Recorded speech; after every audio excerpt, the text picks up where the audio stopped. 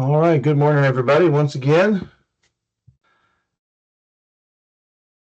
welcome to our statewide every other month call with everyone from the districts. Hope we've got a good crowd this morning. You should be able to see my first slide this morning. Can somebody confirm that for me?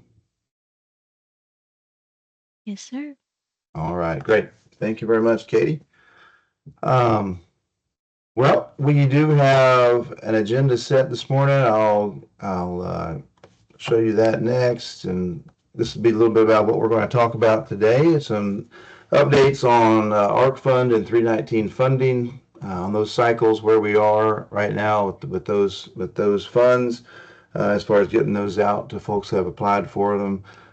Some things about the end of the fiscal year. As you know, we're coming up for that here with the state, and want everybody to be aware of the dates we need things turned in by and all of that kind of thing. If you've been around in your job for several years, you're probably aware of some of those kind of deadlines and things and what we need. But we're going to go over those um, that stuff with you this morning as well. I think John is going to go over some updates regarding cultural resource reviews and things like that to get you up to the latest there as well. I'm going to talk a little bit about some things about related to board meetings, and I think that those actually may be out of order there, but we're going to talk some about board meetings as well.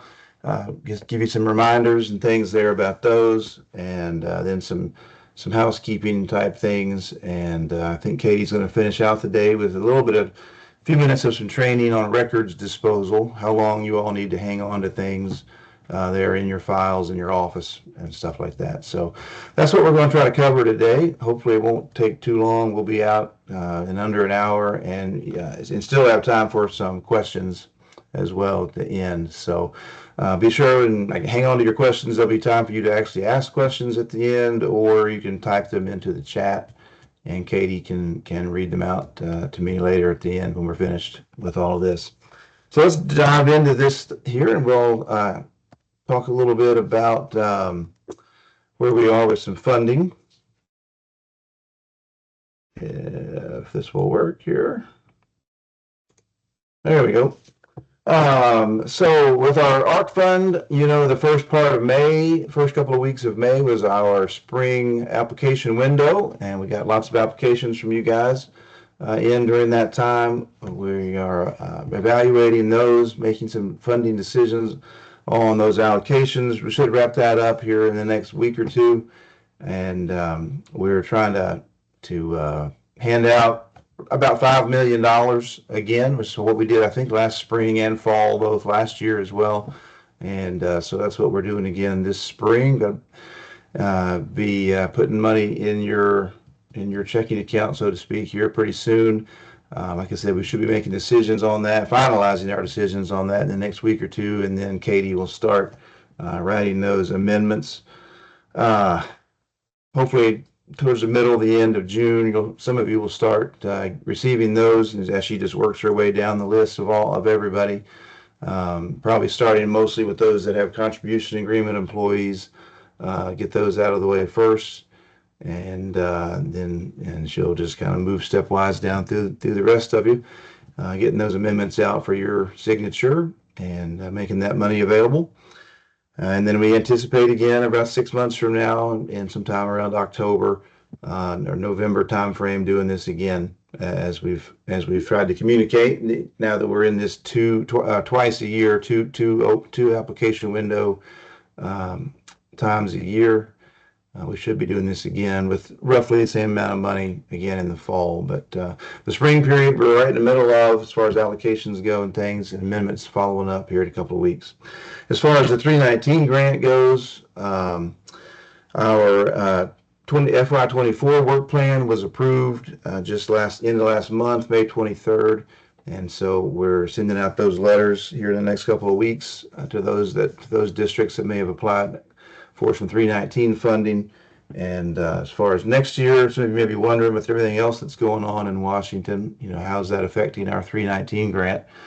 It's kind of hard to say, even though, like I said, we just were awarded the FY24 grant. Our FY25 grant is going to be awarded. There's not any concern really about that money being available. It's probably going to be delayed though, later than what we're used to getting it.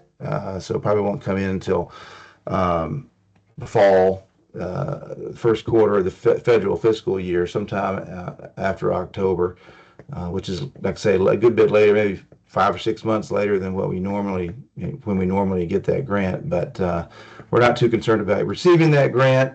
With the FY26 grant and beyond, those are the ones that might be a little up in the air right now, depending on the budget that Congress passes for FY26. So we're just waiting to see how our budget is impacted by this new administration and their agenda and that type of thing. So anyway, it's looking good for 24 and 25, and then we'll see what happens after that. But that's kind of where we are with funding from those two programs. We definitely anticipate sending out another a request for proposals around September, later on, and into the summer, first part of the fall there around Labor Day. Send out an RFP and take proposals again, just like always, since we do anticipate the 25 grant being awarded, and we want to go ahead and have some proposals in the pipeline anyway. So we're going to definitely send out the RFP this fall for 319 grants. All right, moving on to some stuff about the end of the fiscal year here with us. As you know, the end of our fiscal year, the state fiscal year, is the end of June 30th, and so we're right up almost on that transition time for us. Our ARCF grant contracts with you guys, they're multi-year grants, 5-year grants, as you know. But it's not like the end of every fiscal year, any unspent money that you have is lost or we take back and that kind of thing. It just kind of rolls over to the next grant year, especially on these years where it's not the end of a 5-year cycle right now. So it just kind of rolls over. So you don't have to worry about that, losing it, that is. And most of you actually that have been around a while know how this works. But we do ask you to submit any reimbursements that you want to have paid out of your FY25 money. You've got to get paperwork, all your reimbursement paperwork, turned in by some specific dates, and that's what we're going to talk about here.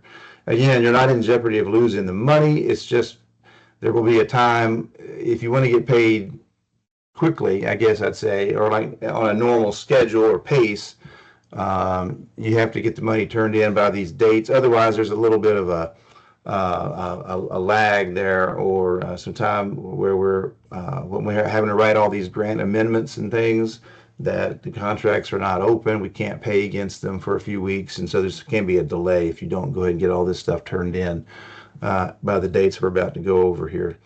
So for things like Ag BMPs, your I&E costs like field days, equipment, that type of thing, as well as your per diems, reimbursements that have been signed off or occurred in FY 2025 must be submitted to us by June the 27th, so we can get those paid with FY 25 money.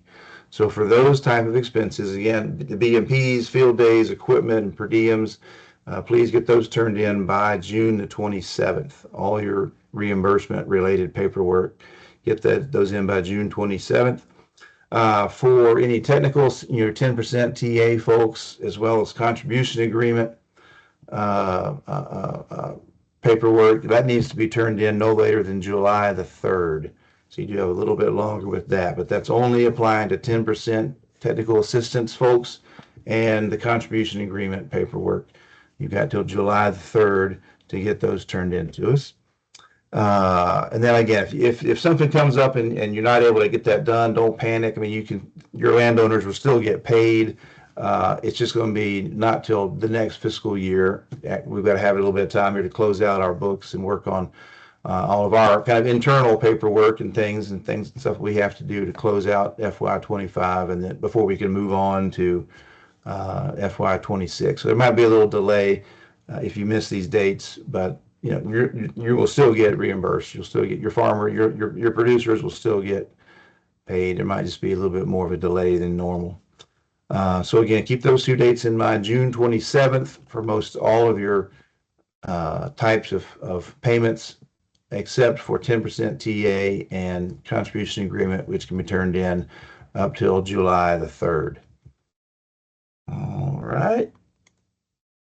For those of you that have 319 grants, there's a couple of different dates here for that. If you're trying to close out, or not necessarily close out, but get us some payments, get us some reimbursement information by the end of the fiscal year. So if you're a district that has a 319 grant, you should have gotten an email on June 3rd with some specific instructions for submitting that paperwork. But your reimbursement packets for 25 need to be submitted to Heidi, and her email address is right there, no later than June the 23rd. Need a little more time to get that done for 319 paperwork. So if you got a 319 grant and some reimbursements that you're right on the cusp of ready to get turned in, please get those worked up and submitted to Heidi no later than June the 23rd. All right. Again, just like the ARC funded contracts, though, 319 are multi-year contracts. Money is going to roll over unless you're at the end of your term, which normally is around July 31st, but into your contract term. But in general, if you've got several years left on your contract, that money will roll over and you'll have it again until the end of the contract. But again, there's just end of our fiscal year typically causes some delays and things. So to avoid those, get everything turned in by June the 23rd. Just make sure your invoice dates, invoice periods, they all need to fall within their respective fiscal year on the paperwork. Any reimbursements submitted in the month of July that have an invoice period covering the month of June have to be split into 2 different invoices. And there are some examples down there below on the bottom of this slide that you can see. And I believe those maybe were included in the email that you got on June the 3rd, or should have received on June the 3rd from Katie. If you're wondering, if you need to look up that email, I think it was sent from Katie, and it had these examples in her email. So gives you some good visuals there on what to do and what not to do as far as how to split those up and when you need to split them up and that type of thing. So that's the date for the 319 paperwork, June the 23rd, and some guidance is there on how to split those if you need to. I believe that's the end of the information on end of fiscal year things. So we'll move on to the next slide. Yeah, as far as some reminders and things about board meetings, and this is in here because we have had a few little issues with these over the last, few weeks, a few months. I guess it's come to our attention that I'm not pointing any fingers directly to anybody, but I'd say there's been a few examples of where we've learned about this. But you need to be reminded, I guess, or your boards need to be reminded that their board meetings are considered a meeting of a governing body, and therefore they must be publicly announced properly according to the sunshine law here, the law essentially, and they got to be publicly announced and open to the public at any time. And I know probably there's not just a tremendous amount of people that are trying to knock down your doors to come into your board meetings, but still the announcements have to go out within a I think I'm not sure exactly how much prior to the meetings those notices have to go out. We can look that up for you, or you can read that there in the TCA. But there has to be prior notice given that the board meetings are coming up, and the board meetings must be open and available to the public. If you have any kind of a board meeting virtually, that also has to be communicated to the public, that the meeting is taking place and that it is virtual, and there has to be a link provided for them to join the meeting if they so chose to do so. So keep all those things in mind about making sure your board meetings are announced prior to the time that they occur, and they're announced to the public, and whether it's virtual or in person, and every opportunity is given to citizens of your district, of your county, to participate, to attend, ask questions and whatnot if they would like to do that. And there's been some questions too about supervisors. There's been a couple of occasions where we've had some per diem requests come in for board meetings. And it appears that the board meeting has taken place in person, or at least largely in person, where 3 or 4 of the board members have been, I assume in the office, but somewhere they've been together in person for the meeting. But 1 or 2 of the supervisors have attended that meeting virtually. Again, there's not anything really wrong with that, as long as the meeting was announced as being a hybrid meeting, meaning the public could come into the office or the public could attend virtually, and a link should have been provided for the public to attend virtually as well. Another issue with that type of hybrid meeting is when those have occurred, when we've gotten those forms in a little bit here the last few weeks or months. Let's say all 5 board members attended, 3 of them in person, 2 of them attended virtually. All 5 of them have claimed their $30 per diem. And that's not really allowed if you didn't travel to attend the meeting in person. The $30 that board members are paid for meetings is for any travel costs, fuel essentially, and I guess any kind of wear and tear on their vehicles could be attributed to that as well. But it's mostly to account for travel costs of coming into the meeting and traveling home again. So that's what the $30 is for. If the board member, if the supervisor only attends virtually, they didn't incur any travel expenses, therefore they're not allowed to claim that $30 for that meeting, even though they may have attended virtually and voted and discussed and offered their opinions and all that type of thing. They're not allowed to claim that $30 if they didn't travel to attend the meeting in person. So, and if they did have an all virtual meeting and everyone did it virtually, then no one is allowed to claim the $30 for that meeting. So, and we wanted to clear up a couple of points there about making sure those meetings are publicly announced, whether they're in person or they're virtual, and every opportunity again is given to the public to attend, either in person or virtual, if that's available.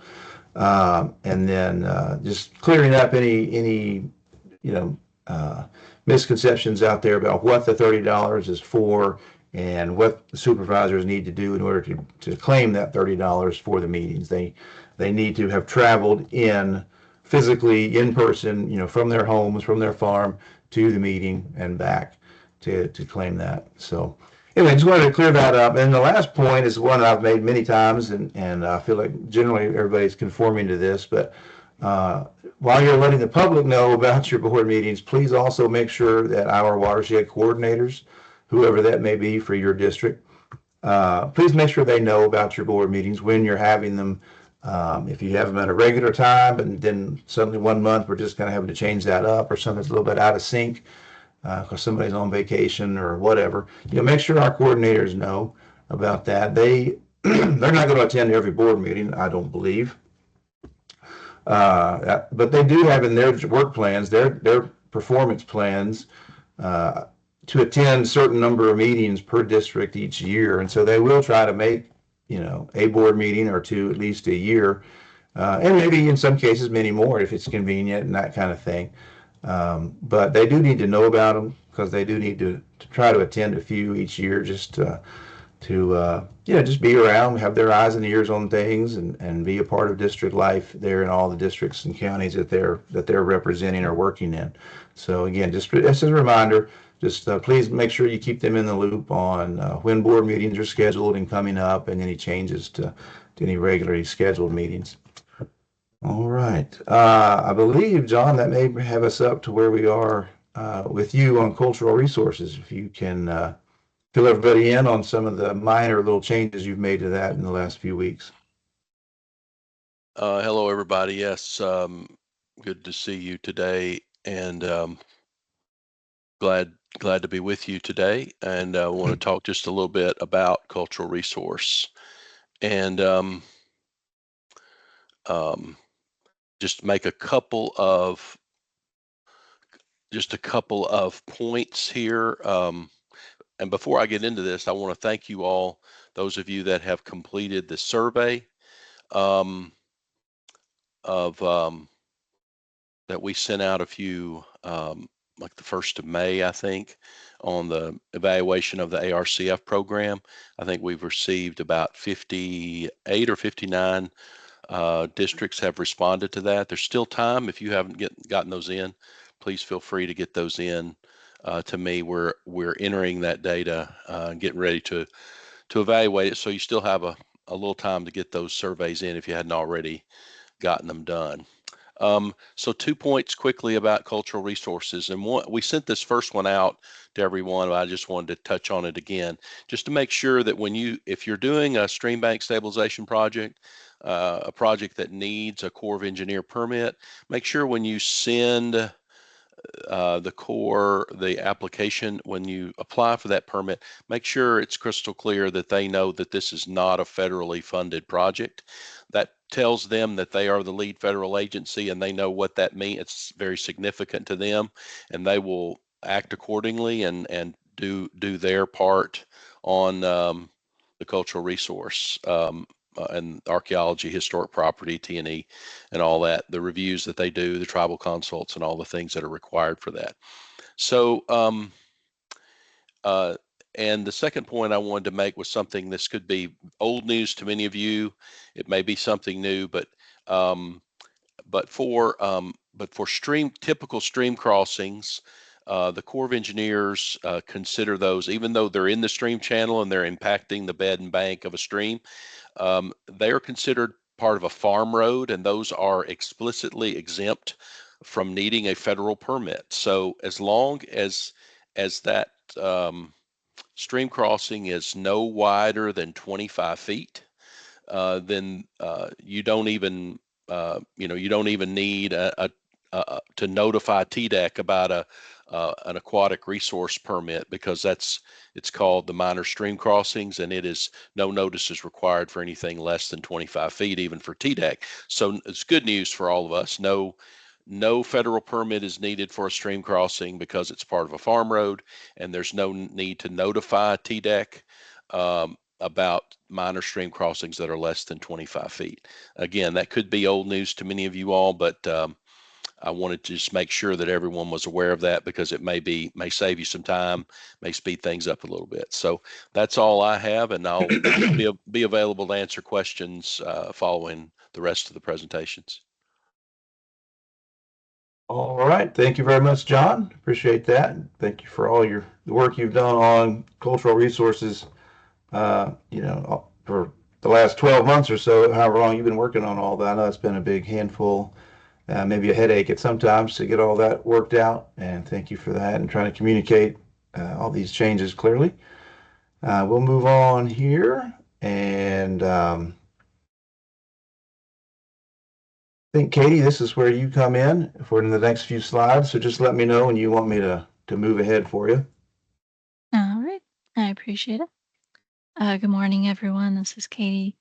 I wanted to talk about a few annual reminders and just some general housekeeping things for districts.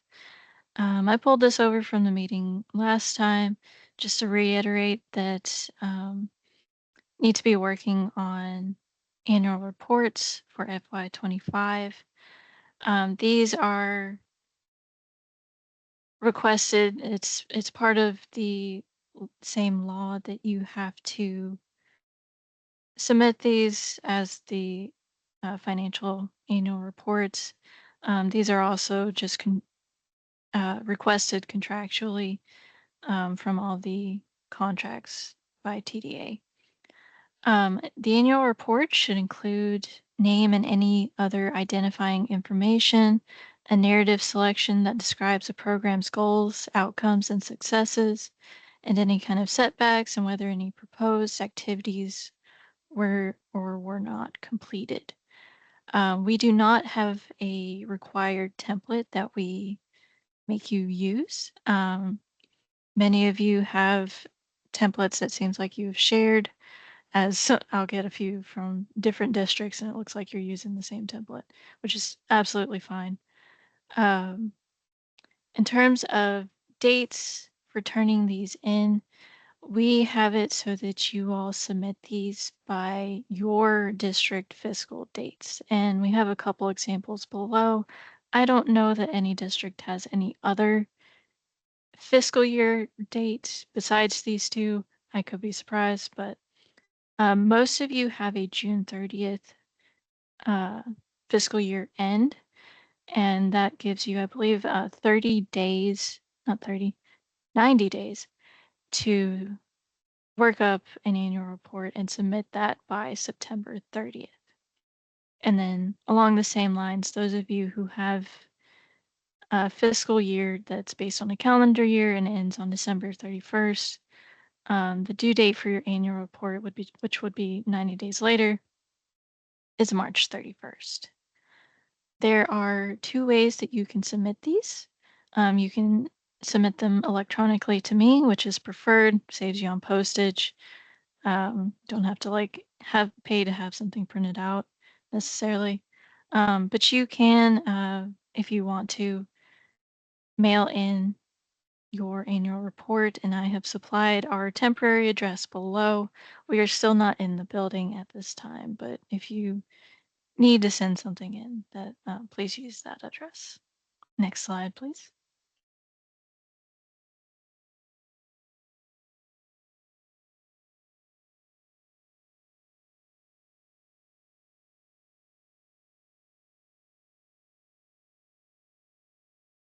Oh, sorry. The other thing I wanted to remind you was of the financial report and operational grant combination document. It was a request from districts that these two uh, financial reports get combined into one so that you don't have to fill it out twice in 1 year. Um, so that is now available on our website, and I have like a little picture there of it. And we have provided a link for that as well. We have that this is set to be due by October 31st of each year. It was a little bit weird trying to figure out this particular due date, but for those of you who end up like not needing to report any kind of like federal funding of something like that, say you finish your fiscal year June 30th and you know wrap up all your financials. If you have that ready sometime this summer, go ahead and submit it early if you want. Same thing goes for some of you who have December 31st fiscal dates, and it's a little weird to put all that information in, especially this first year. Definitely am planning to be flexible with on some of those and make it so that it might be a little funky this year, but next year you could just submit it early so that basically all districts have submitted this by October 31st, any subsequent fiscal years. And then please submit those to me. Uh, Next slide, please.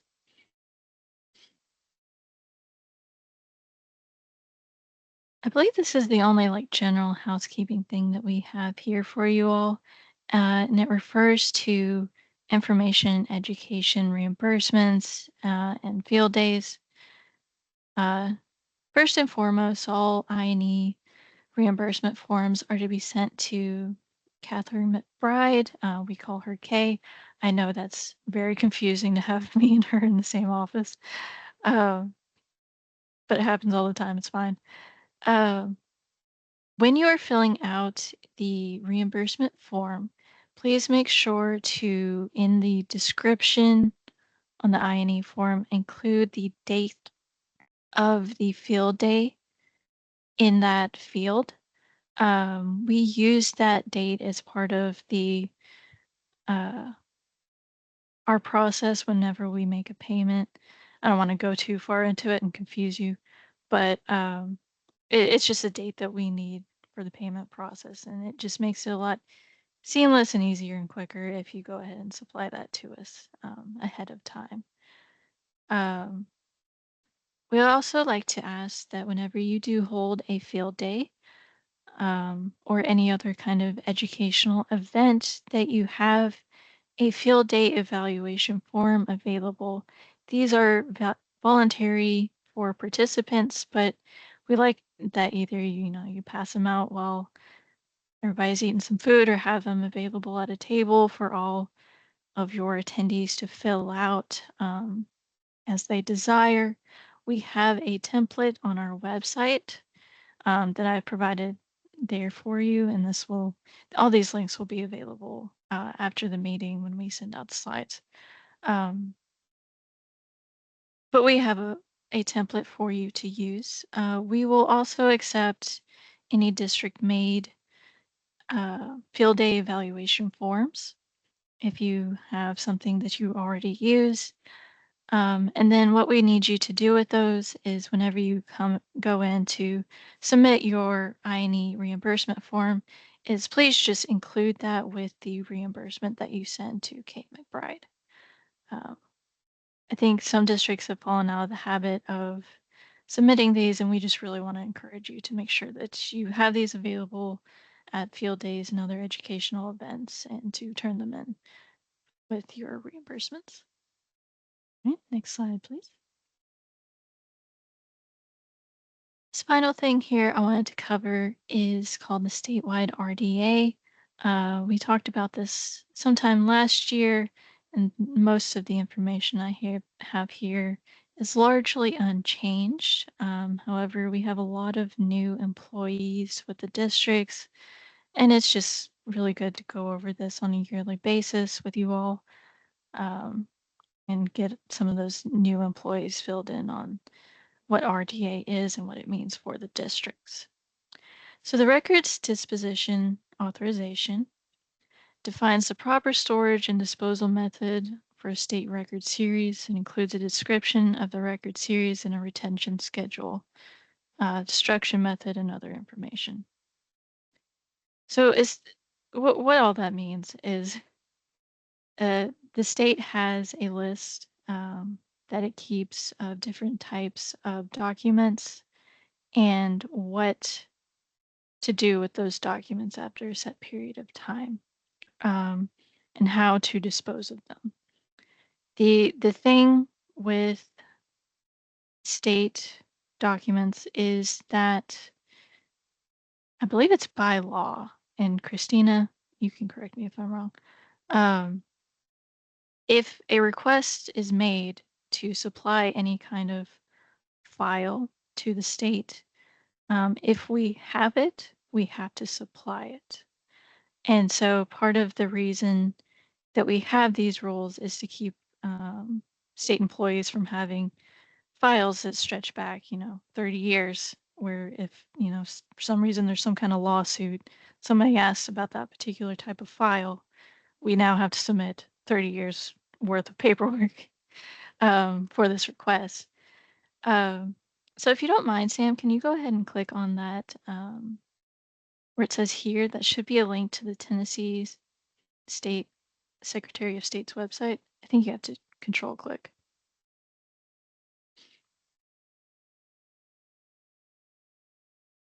So this is the Tennessee Secretary of State's website, and they provide the RDA list, and there's one hyperlink there if you don't mind pulling that up, Sam. And I just wanted you to see that and firsthand. If you ever need to refer to it, we're not going to go over this in depth because one, this is just a horrible format to try and present from. But I mainly just wanted you to know that that resource is there. They update it yearly if you ever need to refer to it. One thing about it is that some of these files that they describe in this list are state specific, and districts are a state entity, but also you do things with NRCS, and sometimes you have things related to the county. And so this list, while helpful on some things, does not necessarily apply to everything that you do because you are a very specific type of entity. But when it comes to any kind of state-related documents, please refer to that, and then you can go ahead and close that same if you'd like. And you can also reach out to me if you have any questions about it. And then you can also reach out to Christina Brode. She is our records officer for TDA. I also have her on this call today. So when we have some questions, if you have any specific questions about RDA, she might be able to answer them, especially if I don't know the answer. So go ahead and go to the next slide. So that list that I had Sam show you was a little bit intimidating, and it has a lot in there, but you can go in and look at it. What I have done here is with the help of the TCDEA board, a year ago, they gave me a list of types of documents that districts typically keep. And I have gone through and I have split it up into types of documents and given whether or not it has an RDA, how long that retention period is, and then what the final action is. So what we have here is this first group of types of documents is things related to contracts.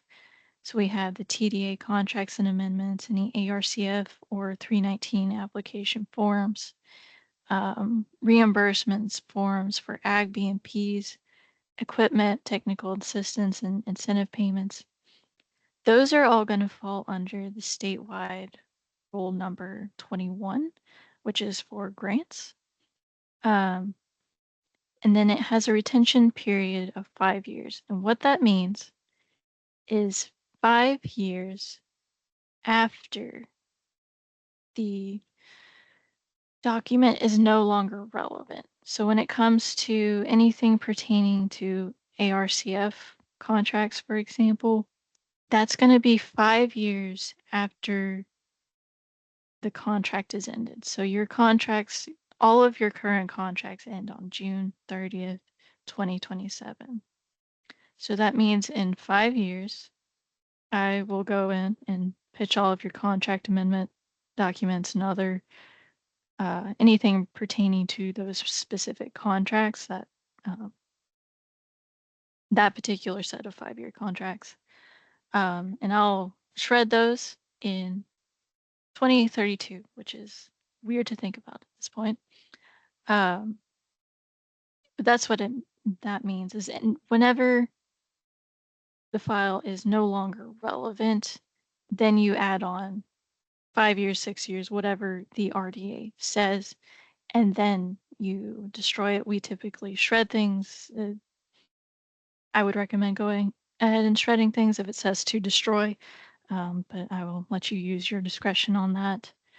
The next couple of things we have are contract documents with subcontractors, receipts, payment information, and photographs. Those are files that you all do, and we recommend to keep those as long as the NRCS practice life expectancy is valid. I think if there's any other kind of NRCS guidance along with those particular documents, you may want to follow those as well, as these particular items are not on the RDA list. Same goes for conservation plans and related documents. That is not on the RDA, and we recommend to keep them as long as the NRCS practice life is valid. The final thing we have are annual reports. Those kind of fall under 2 particular statewide RDAs, and I've put the grants RDA number here. So you'll retain those for 5 years after they're no longer relevant. And those are permanent. And what that means is eventually they will end up with the library and archives. That is where all files go that are permanent eventually. We'll talk about that a little bit more in the next slide. Go ahead, change the slide if you don't mind, Sam.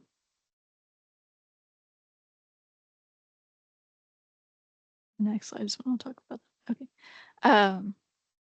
The next type of documents we have are financial documents. And And these are statements, spreadsheets, reports regarding state programs and funds. So for example, Kay has a, ARCF spreadsheet that she keeps for keeping track of all your balances for all the contracts that we keep. I have something similar for 319. Those fall under statewide number 20. And they have a similar retention rate as the other. Once that particular need is no longer relevant, hold on to those documents for 5 years, and then you can destroy them. The other kind of financial documents that we're told the districts keep, and honestly, I don't know a whole lot about these, is AIRS reporting, 1099s, and then Ag Census Bureau reports. We do not have any kind of guidance on these, but we have supplied some IRS guidance for those, and those links are provided for you to reference if you need them. Again, we'll send out these slides so you can go in and look at those on your own and use those as guidance. Next slide, please. Okay. The next set of file types is documents related to boards. So election and appointment files of districts, that means, the appointment forms that you submit um, to me, any kind of election forms on our website that you have to do, those are under statewide rule 6. So you'll hold on to those for at least 5 years after whatever election or appointment. And then those are permanent. Same goes for board meeting minutes, official respondents, memorandums, final reports, policies, and other board-related documents. Now, what happens with those? Some of these files that we have are, I have like the official copy essentially. So some of those you could go ahead and pitch or shred because I have it. However, if you ever want to get rid of any kind of election or board related kind of documents, I would request that you maybe like run it by me first, see what to do about that. Eventually, what needs to happen is all those files need to go to the Tennessee Library and Archives. I can provide a contact to for you to send all of those, or I can have them sent to me. Since we are not in the office, I would really appreciate if you hold some of these files at the moment, and then you can send them to me eventually, and I can just handle all of them in group and send them to the library and archives. But just know that anything pertaining to like board minutes, any kind of official board related documents and appointments and elections, those are permanent files and should not be destroyed unless you get some kind of like okay that we have that particular file already in our office. On a similar note, for the TACD boards and the TCDEA boards, those boards can set their own retention period and actions. All right, next slide, please. So this is a group of just miscellaneous types of documents that we couldn't really put anywhere else, so they're all together. Some of you may have to submit some kind of budget information to the counties. Some of you receive funding from the counties and may have to submit any kind of documents related to that. And, we don't have a statewide RDA regarding that. So we recommend that you follow the policy determined by the county government on files of that nature. things such as youth contests information, scholarship payments, etc. That's not something that's on the statewide RDA. You can use your own discretion when it comes to files of this nature. And then personal files, like things like time cards, calendars, employee evaluations. Uh, we ask that you see the IRS guidance provided.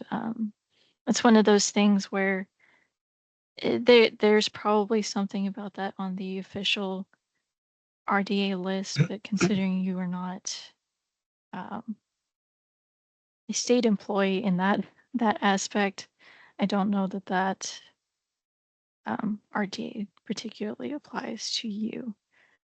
But we have provided a couple links that you may reference if you choose to.